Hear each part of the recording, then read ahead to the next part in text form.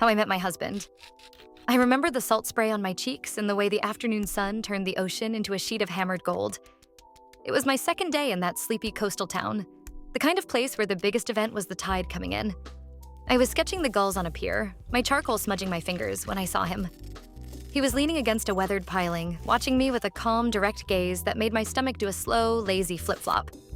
He had a way of looking at you like you were the only person in the world, a trait I later learned was a practiced art. His name was Daniel, and he said he was a writer taking a sabbatical from the city to find his inspiration. Our days fell into a sun-drenched rhythm. Mornings were for strong coffee and walks on the beach, our footsteps sinking into the wet sand as the waves hissed around our ankles. Afternoons were for exploring tide pools and sharing secrets in the shade of wind-sculpted bluffs. He told me about a difficult childhood, about the foster system he'd escaped, which I suppose should have been my first clue. But at the time, it only made him seem more real, more resilient.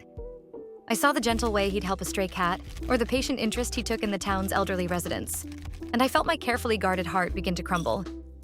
He was a paradox, quiet and intense, yet with a sudden, disarming laugh that could light up his whole face. By the end of the third week, I was in love. It was a terrifying, exhilarating freefall. The night before my flight home, he took me to a cliffside overlook where the town lights twinkled below like fallen stars. He didn't bring a ring, but he did bring a promise. He held my hands in his, and the wind whipped my hair across my face as he asked me to believe in what we had, to give us a real chance in the real world. My vacation was ending, but my life, I somehow knew, was just beginning.